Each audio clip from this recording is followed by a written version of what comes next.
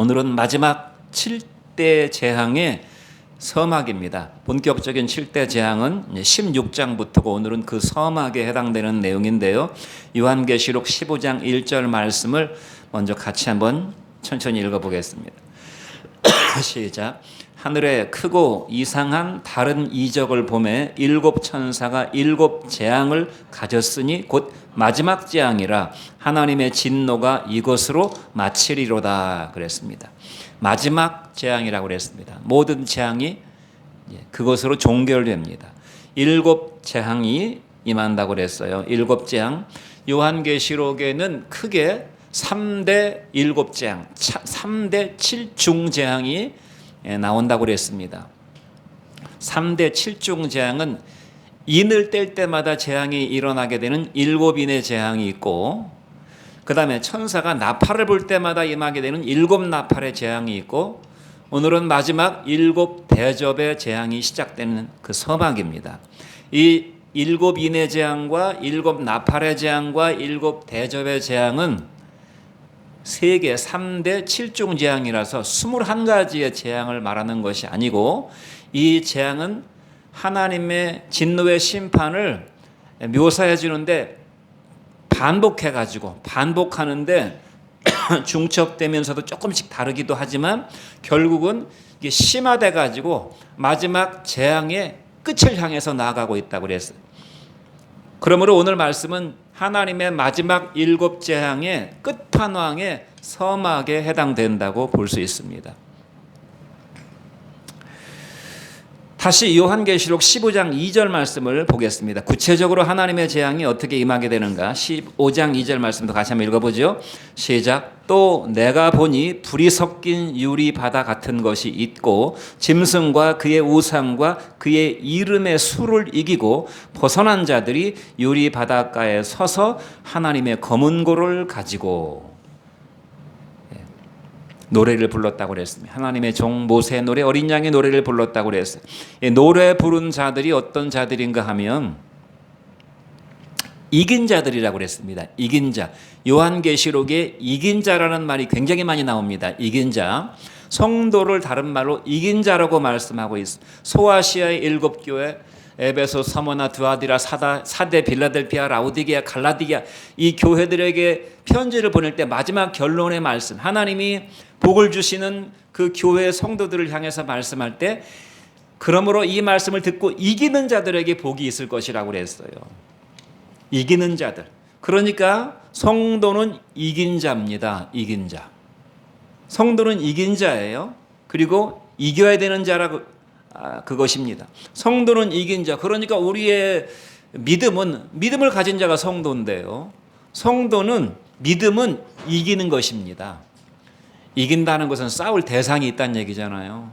그러므로 신앙생활은 전쟁이라고 성경이 끊임없이 말씀하고 있잖아요. 우리는 전쟁터에 부름받은 군사라고, 하나님에게 부름받은 징집된 거는 아니지만 하나님 앞에 자원해서 성령이 우리 속에 오셔서 자원해서 그리스도의 군사가 되고자 하는 마음을 주셔서 대장 되신 예수님을 따라가는 전쟁터의 병사라고 말씀드렸어요. 믿음은 그러므로 이기는 것입니다. 무엇을 이깁니까? 싸울 대상이 무엇이냐 그 말이에요. 싸울 대상이 무엇인지도 모르고 싸운다는 것은 말이 안 되는 것이죠. 이길 수도 없고. 우리의 싸움은 혈과 육의 싸움이 아니라고 그랬습니다. 총칼로 부딪히는 싸움이 아니라고 그랬어요. 마귀와 정사와 권세와 이 어둠의 세상 주관자들과 하늘에 있는 악의 영들이라고 그랬어요. 그러니까 우리가 이겨야 될 믿음의 우리의 싸움의 대상은 뭔가 하면 죄를 이기고, 우리가 흔히 하는 말로 죄를 이기고 나를 이기고 세상을 이기는 것입니다. 죄를 이긴다는 것은 각 개인의 심정 속에 아주 인격적으로 역사하는, 죄의 배후에는 마귀가 있기 때문에요. 마귀는 인격입니다. 마귀는 관념이 아니에요. 추상적인 산물이 아닙니다. 사람들이 만들어낸 상상의 어떤 그런 개념이 아니에요. 마귀는 인격입니다. 악의 원조의 인격입니다. 이 마귀가 죄를 가지고 여러분 각 사람 속에 계속해서 역사하고 있단 말입니다. 아는지 모르시는지 모르겠어요. 내 속에 어떤 생각, 내 속에 어떤 감정, 내 속에 어떤 의지, 내 의지를 통해서 내 행동을 유발시키는 이러한 모든 것들이 악의 영들의 역사의 본질이라 그 말이에요. 이런 죄를 이기는 것, 그것이 죄와의 싸움입니다.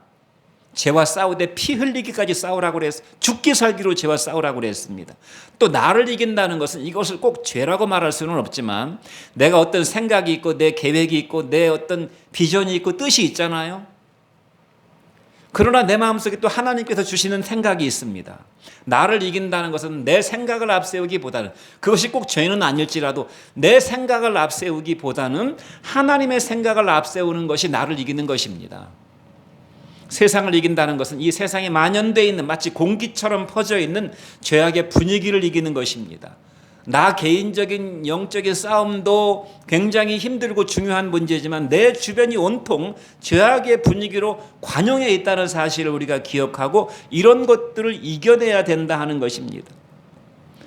그러므로 이러한 모든 것, 나를 이기고 죄를 이기고 세상의 죄악된 분위기, 어떤 트렌드, 도도하게 흘러가고 있는 이 죄악의 물결, 그러므로 거슬러 올라가려고 하는 영적인 싸움을 싸우려고 하는 그런 의지가 없다면은 도무지 이 세상의 분위기가 어떻게 흘러가는지 감지하지도 못하는 그런 환경 속에서 나를 이기고 죄를 이기고 세상을 이기는 자는 기쁨의 인생을 살 수 있는 것이에요.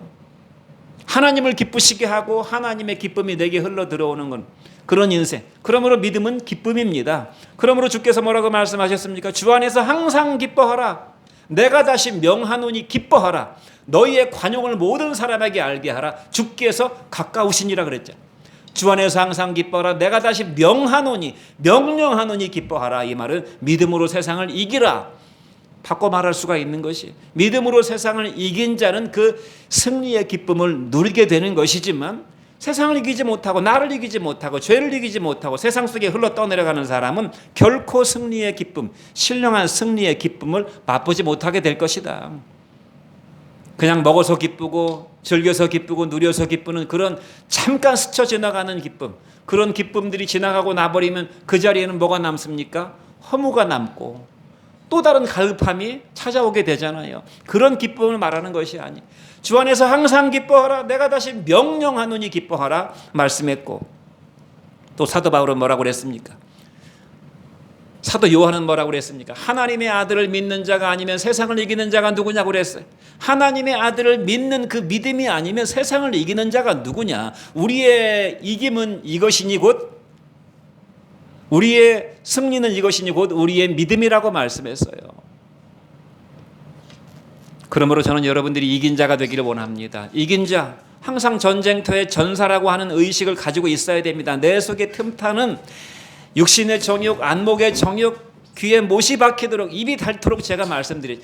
육신의 정욕과 안목의 정욕과 이생의 자랑을 통해서 역사하는 그러한 마귀의 역사, 마귀의 공격에 항상 의식적으로 또는 심지어 무의식적으로 깨어 있어야 된다는 것이, 우리가 의식적으로 명확하게 간파하지 못할지라도 우리가 어떤 그 느끼는 좋지 않은 그런 무의식적인 분위기라는 것이 있잖아요. 그런 것들이 여러분 심령 속에 있기를 간절히 바랍니다. 믿음은 뭐라고 그랬습니까? 믿음은 이기는 것이라고 그랬어요. 믿음은 이기는 것이다. 무사한 일이 아닙니다. 하나님 아무 일 없이 그냥 편안하게 인생 살다가게 해주세요. 이런 것은 복음적인 기도가 아니에요. 믿음은 이기는 것이라고 그랬습니다. 이긴다는 것은 적극적이고 능동적인 것을 말하는 것입니다. 적극적이고 능동적이지 않으면 아무것도 이길 수가 없어요.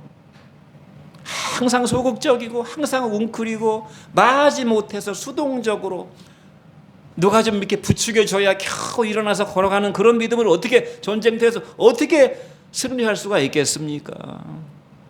저는 우리 교회가 작은 교회이지만 한 사람 한 사람이 다 믿음의 전사들이 되기를 간절히 바랍니다. 믿음에 대한 의식을 바꿔야 돼요.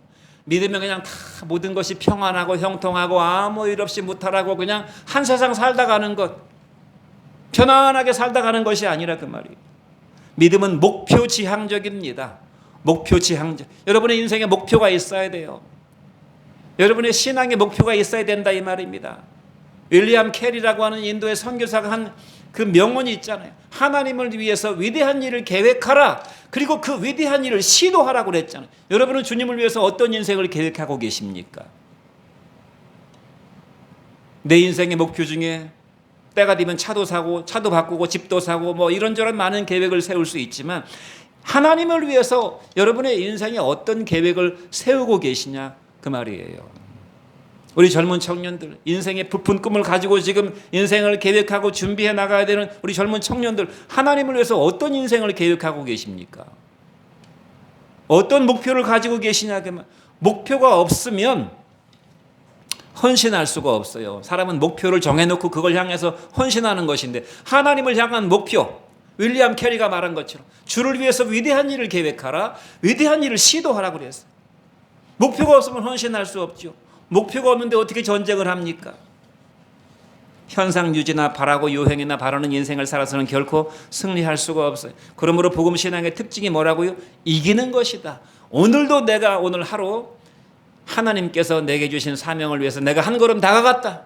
내게 역사하는 수많은 죄의 유혹과 미혹과 고난과 고통을 이겨내고 내가 믿음을 지켰다고 하는 이런 승리자의 믿음을 매일같이 경험하시는 여러분 되시기를 바랍니다.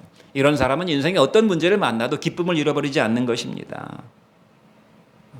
막 보너스 타니까 기쁘고, 또 오늘 월급이 좀 별로니까 안 기쁘고, 뭐 기쁜 일이 있으니까 기쁘고, 그렇지 않은 일이 있으니까 또 짜증이 나고, 이런 인생은 믿음의 인생이라고 말할 수 없어요. 항상 기뻐하라. 내가 다시 명하노니 기뻐하라.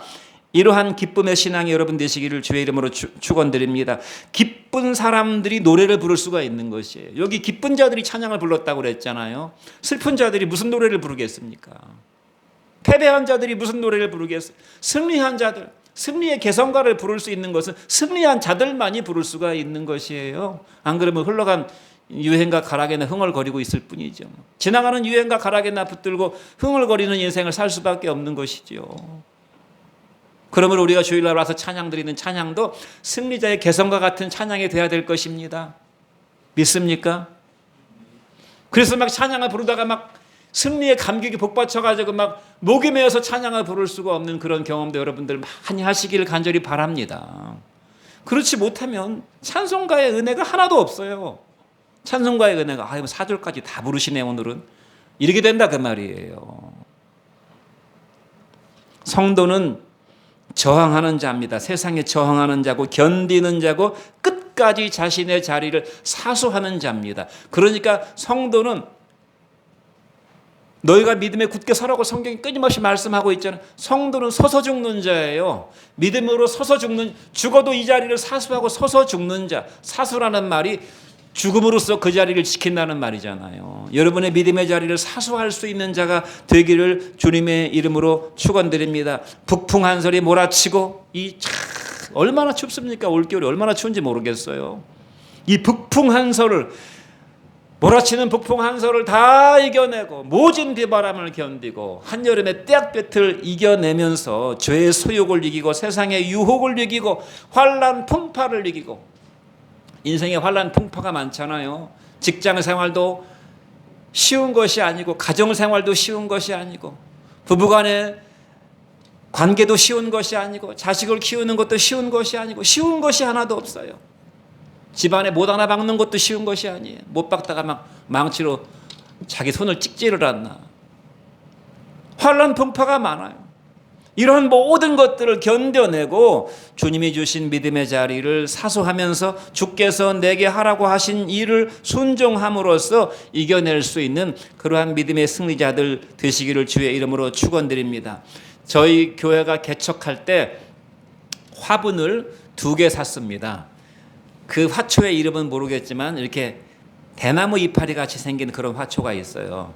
그 화초를 2개 샀는데 하나는 일찍 죽었어요. 근데 하나는 지금도 살아 있습니다. 그 화초가 26년을 버텨냈어요. 26년을. 그 화초가 어떻게 26년을 버텨낸지 아십니까? 화분이 오래돼가지고 화분이 다 금이 갔어요. 26년 동안 화분이 금이 갔어요. 그래서 제가 노란 테이프로 다 화분 금 간 걸 다 그대로 붙여놨습니다. 보기에는 좋지 않아요. 그 화분이요, 추운 겨울, 우리가 태영상가에 살 때도 그 추운 예배당을 견뎌냈을 뿐 아니라 이제 보기가 이게 화분이 워낙 낡아가지고 집 안으로 갖다 놨는데 베란다에 그 추운 겨울 베란다 걔만 혼자 거기 있습니다. 다른 화초들은 얼어 죽을까봐 다 안으로 들여놓지만 걔만 거기 내놔. 사실은 걔를 거기 내놓은 이유는 화분이 너무 무거워가지고 방 안으로 집 안으로 들여놓기 힘들어가지고 놔뒀더니 그 추운 겨울을 견뎌냈어요. 26년을 견뎌냈습니다. 여름에는 또 얼마나 베란다가 덥습니까? 에어컨이라도 틀면 그 베란다가 찜통이잖아요. 그 추위와 그 더위를 다 견뎌내고 지금도 살아있어요. 그 화분이.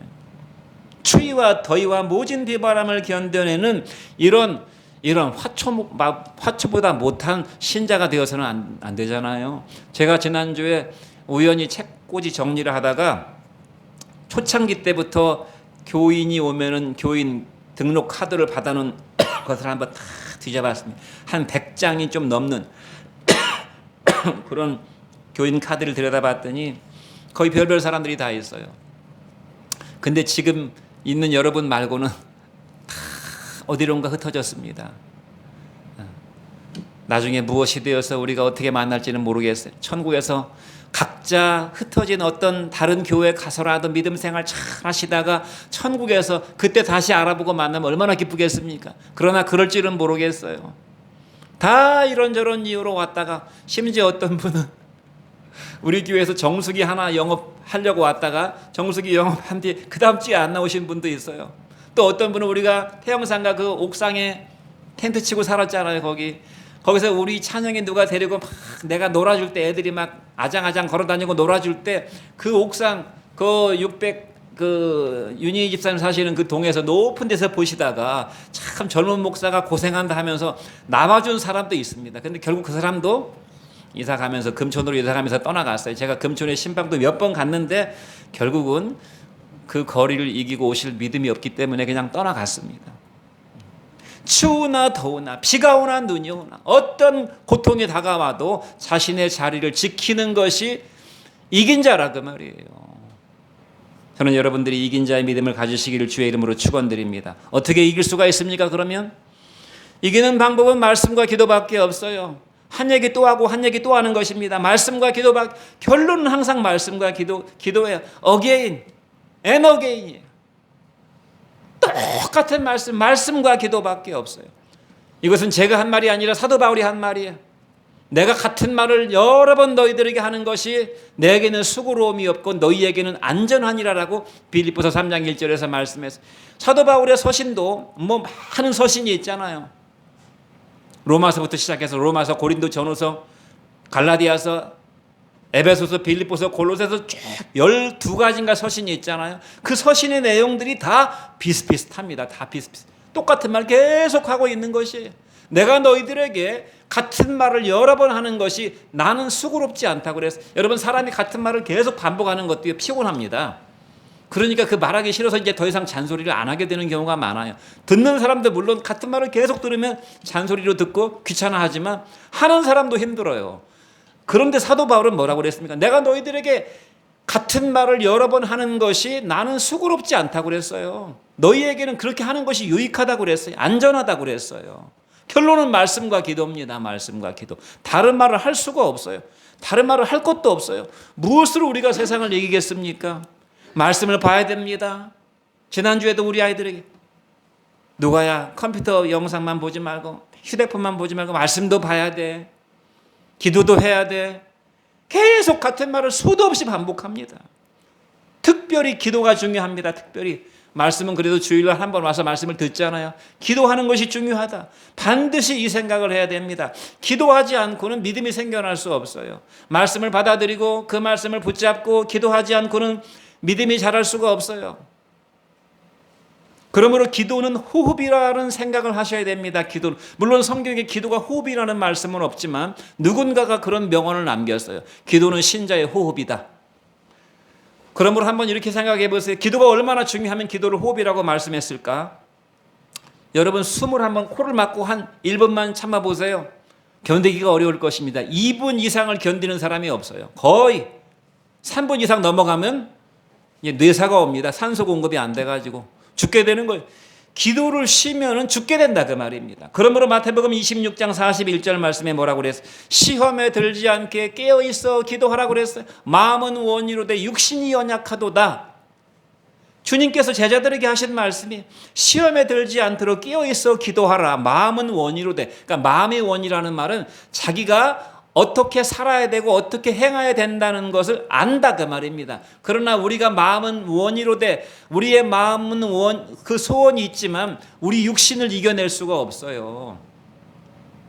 어떤 육신의 안전이나 육신의 위협을 이겨낼 그런 의지를 가진 사람은 거의 없다 그 말입니다. 무엇으로 이겨낼 수 있습니까? 기도함으로써만 이겨낼 수 있어요. 성령께서 도와주셔야 이겨낼 수 있단 말이에요. 우리가 알고도 죄를 짓잖아요. 왜 알고도 죄를 짓습니까?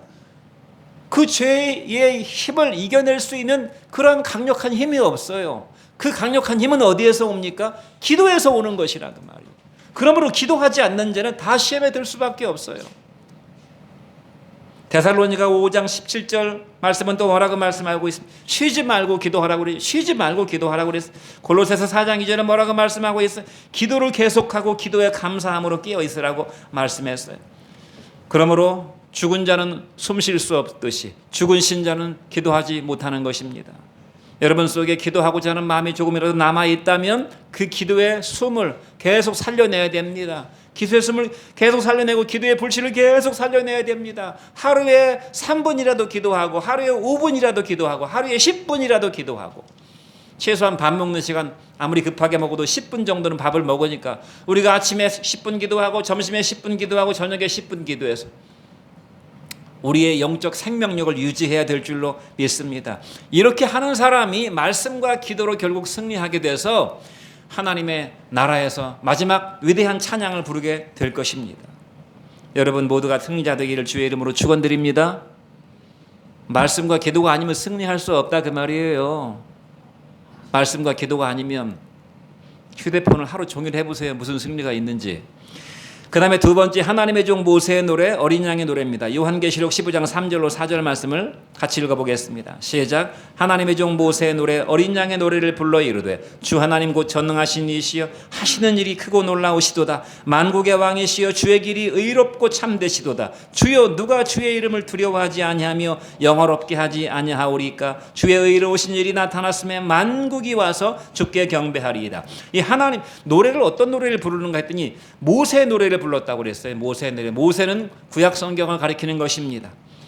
그러니까 구약에 증거하신 바로 그 하나님, 그 메시아를 찬양하고 있는 것입니다. 구약 성경이 1000몇백 페이지에서 끊임없이 수천 년의 역사 속에서 증거해왔던 바로 그 메시아, 이 땅에 육신을 입고 우리 가운데 오신 바로 그 메시아를 노래하고 있는데 바로 그래서 그 노래가 어린 양의 노래라고 성경이 말씀하고 있어요. 어린 양의 노래. 어린 양은 예수 그리스도를 가리키는 것입니다. 요한복음에서 말씀했듯이 보라 세상 죄를 지고 가는 하나님의 어린 양이라고 말씀했잖아요. 예수님은 누구십니까? 그 어린 양이 누구신가 또 봤더니 뒤에 주 하나님이라고 그랬고 전능하신이라고 그랬고 만국의 왕이시라고 그랬습니다. 이 어린 양은 누구신가? 주 하나님의 어린 양이, 예수님이 하나님의 어린 양이신 예수님이 주 하나님이시고 전능하신 하나님이시고 만국의 왕이시라고 말씀했어요.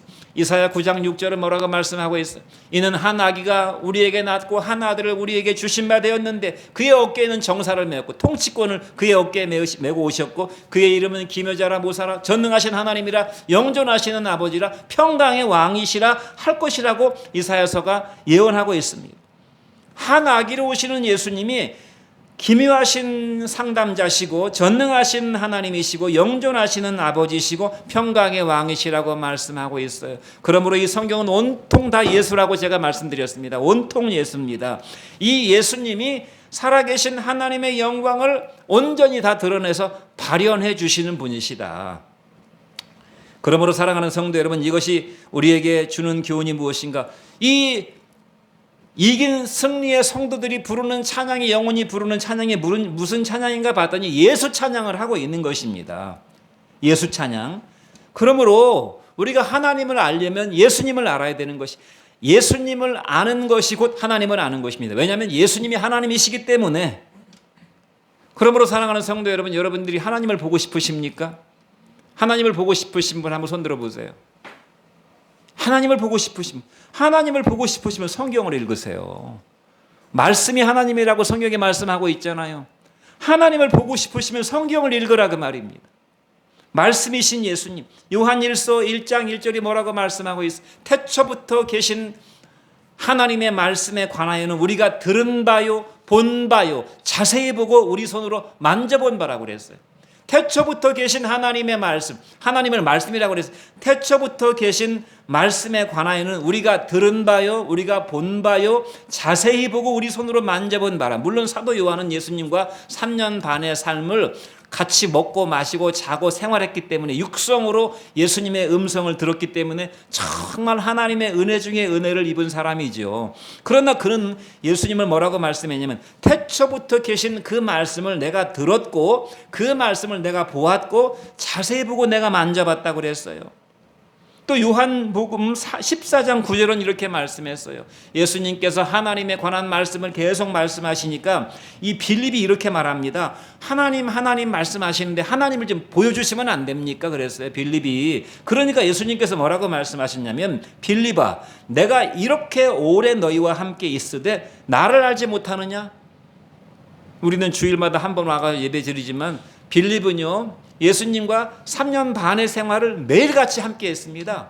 매일같이 말씀, 아침부터 눈 뜨자마자 밤에 잠자리 들 때까지 계속 하나님의 말씀을 수도 없이 들었고 설교 말씀을 수도 없이 들었고 예수님과 함께 밥을 먹었고 예수님께서 행하시는 놀라운 기적들을 보았는데도 하나님을 보여달라고 하니까 예수님께서 이렇게 말씀하시는 것이에요.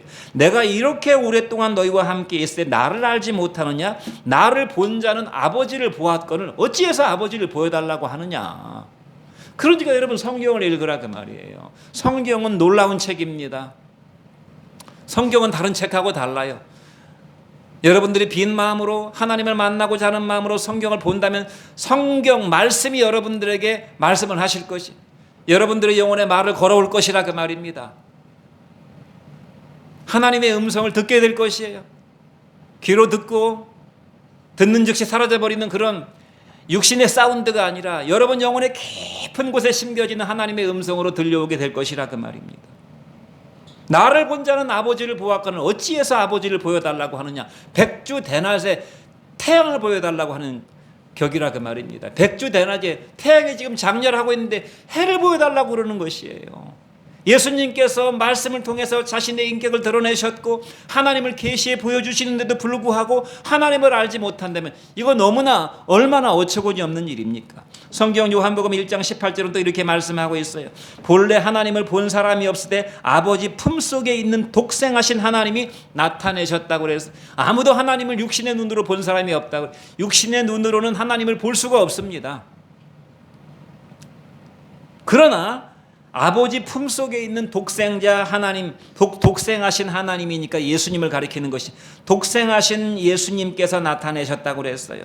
그러므로 결론은 무엇인가 하면 말씀에 여러분의 인생을 걸으시라 그 말입니다. 말씀은 보화입니다. 이 천국 보화를 얻기 위해서 자신의 인생 전부를 팔았다고 그랬어요. 그러므로 성경을 다시 보십시오. 성경을 다시 보십시오. 집에 가서 꼭 성경 말씀을 다시 한번 보십시오. 오늘 들은 설교 말씀을 다시 한번 보십시오. 요한계시록 1장 3절은 그러므로 예언의 말씀을 읽는 자들과 듣는 자들과 그 가운데 기록된 말씀을 지켜 행하는 자에게 복이 있도다라고 성경이 말씀하고 있어요. 아예 요한계시록 1장 3절에 서두부터 그렇게 못을 받고 말씀하고 있는 것입니다. 시편 1편은 뭐라고 말씀했어요? 오직 복 있는 사람은 여호와의 말씀을 즐거워해서 그 말씀을 주야로 묵상하는 사람이라고 그랬어요. 그냥 눈만 감으면 이 생각 저 생각 별별 생각. 오늘 점심 메뉴가 뭔가. 오늘은 우리 애들이 늘 토요일 되면 엄마 오늘 이번 주 토요일 날은 점심 뭐 먹어? 우리는 저녁은 각자 알아서 먹거든요. 점심 한 끼는 제대로 먹으니까 항상 토요일 날 점심에 대한 기대가 있어. 오늘 점심은 뭐 먹지? 내일 점심은 뭐 먹어? 엄마가 이제 퇴근하면 내일 점심은 뭐야? 항상 먹는 생각을 합니다. 항상 먹는, 뭐 즐기는 생각, 뭐 어디 놀러 갈 생각, 친구 만나서 항상 우리의 머릿속은 무엇으로 가득 차 있는가? 주의 말씀을 주야로 묵상하는 자가 복이 있다고 그랬어요. 주의 말씀을. 찬양의 가사는 주의 길은 의롭고 참되다고 그랬어요. 주의 길은 예수님께서 오신 길이고 가신 길입니다. 예수님이 오신 길은 자기 피하 자기를 낮추시고 죽기까지 복종하신 하나님 말씀에 복종하신, 그래서 우리에게 믿음이 무엇인가를 자신이 몸소 순종하심으로 보여주신 바로 그 길입니다. 겸손과 순종이요, 자기 부인과 자기 십자가의 길입니다. 자기 부인이라는 것은 자기를 포기하는 것입니다. 왜 포기합니까? 하나님이 자기를 주장하시도록 자기를 포기하는 것이. 그러므로 믿음은 예수님께서 내 마음에 오셔서 주요 구원자로 오시는 것이고, 내 입장에서는 내가 영접하는 것이고, 내 속에 오신 분 내가 영접해서 내 속에서 그분이 내 인생길을 걸어가시도록 주도하시는 것이 믿음이고, 이것이 성도의 길입니다. 구체적으로 그 길이 무엇입니까? 구체적으로 우리는 자주 잃어버리기 때문에, 우리는 말씀을 듣고도 자주 잃어버리고 자주 애매모호해지기 때문에 신앙생활이 부황부황하고 막연하고 애매모호하는 경우가 참 많아요. 우리의 믿음의 삶이라고 하는 것이, 우리의 걸어가는 믿음의 길이 아주 분명하고 선명하고 명료하게 내 마음속에 각인이 되어 있으면 분명하게 그 길을 걸어갈 텐데, 그렇지 못하니까 듣고 나면은 부황부황해지고 아무 생각이 나지 않고, 그러므로 그냥 세상 사람들이 가는 길을 나도 그냥 열심히 쫓아가는 그 길이 무엇입니까? 예배와 기도와 전도의 길입니다. 사랑과 겸손과 섬김과 희생의 길입니다. 이해하고 용서하고 용납하는 길입니다. 이것이 예수님께서 오신 길이고 가신 길이에요. 우리는 그 길을 따라가는 사람입니다. 성도는 바로 예수님을 영접해서 예수님께서 내 안에서 행하심으로 워크 바이 스피릿이라고 그랬잖아요. 너희는 성령을 쫓아 행하라고 그랬잖아요. 성령에 의해서 내가 걸어가는 인생을 살게 되므로 예수께서 가신 그 길을 자연스럽게 따라가게 되는 것이라 그 말입니다. 믿으십니까? 믿으십니까? 바로 이 길을 걸어간 사람들이 노래를 불렀다고 그랬어요. 마지막 진노의 대접입니다. 요한계시록 15장 7절 말씀 같이 읽어보겠습니다. 네 생물 중 하나가 영원토록 살아계신 하나님의 진노를 가득히 담은 금대접 7을 천사들에게 주었다고 그랬어요. 자, 이제 마지막 결론은 무엇인가? 전체적인 종말 시나리오를 자세하게 다 알 수는 없습니다. 전체적인 종말 시나리오를 다 알 수가 없어요. 어떤 일이 전개될지는 모른다 이 말입니다. 자, 어떤 일이 전개될지 모르고, 우리가 살아가는 지금 이 세상과 우리가 지금 살아가는 이 세상도 우리는 뭐가 어떻게 돌아가는지 다 낱낱이 알지는 못합니다. 앞으로 다가올 세상은 더더욱 그러하죠. 그러면 우리가 어떻게 해야 됩니까? 자, 모르면 어떻게 해야 됩니까? 모르면 긴장을 해야 됩니다. 모르면 긴장을 하고 주시를 해야 됩니다. 주께서 내게 주신 믿음의 지식을 가지고 신앙을 가지고 항상 긴장, 왜냐면 어떤 일이 닥칠지 모르니까 항상 긴장하고 주시하고 말씀과 기도의 센서를 가동시켜서 항상 전쟁터의 병사와 같은 군인의 마인드를 가지고 있어야 된다 그 말이에요. 군인의 마인드. 그러나 경향은 분명합니다. 붉은 용과 적그리스도와 666의 역사가 강화될 것이다. 그 흘러가는 세상의 경향은 결코 낙관적이지 않습니다. 우리의 신앙생활에 유리하게 작용하지 않는다 그 말입니다. 환경과 분위기가 내가 신앙생활을 잘할 수 있도록 유리하게 작용하는 그런 일들은 일어나지 않습니다. 항상 세상은 내가 신앙생활을 제대로 못하도록, 하나님 앞에 예배하지 못하도록, 기도하지 못하도록, 말씀대로 살지 못하도록, 그냥 내 하고 싶은 대로 하고 살도록 계속 나를 종용하고 나를 이끌고 가려고 그러지, 우리가 신앙생활을 잘할 수 있도록 계속 뒷받침해 주지 않는다 그 말이에요. 그러면 신앙생활이 얼마나 쉽겠습니까? 낙관적인 시나리오를 그러므로 기대하지 마세요. 장밋빛 인생, 태평성대가 올 것이라고 하는 인생을 기대하지 마세요. 정신적으로, 영적으로, 물리적으로, 육체적으로 고통스러운 인생이 우리 앞에 펼쳐지게 될 것입니다. 한마디로 말하면 세상의 중독 상태로 계속 흘러가도록 세상은 사람들을 이끌고 갈 것이라 그 말이에요. 의존적이 되고 빠져들도록, 그러므로 세상이 아니면은 견딜 수 없도록 돈 중독으로 계속 말세에 이런 경향이 일어나게 될 것이라고, 사람들이 돈을 사랑하고 자기를 사랑하고 쾌락을 사랑하게 될 것이라고 그랬잖아요. 마약과 술과 섹스와 폭력과 게임과 편안함과 안락함과 자신의 안전만을 도모하는 이런 경향으로 계속 흘러가게 될 것이다. 그런 삶의 환경들이 우리의 신앙생활을 잘할 수 있도록 도와주지 않는다는 것입니다. 일곱 대접, 진노의 일곱 대접을 불러오는 그런 경향으로 지금 계속 치달아가고 있어요. 그러므로 사도 바울이 뭐라고 고백했습니까? 어떤 일이 우리에게 닥칠지는 모르지만 승리의 비결은 이것입니다. 사도 바울은 뭐라고 그랬어요? 내가 비천에 처할 줄도 알고 풍부에 처할 줄도 알며, 내가 배부름에 처할 줄도 알고 배고픔에 처할 줄도 알며, 내가 보유에 처할 줄도 알고 궁핍함에 처할 줄도 아는 일체의 비결을 배웠다고 그랬어요.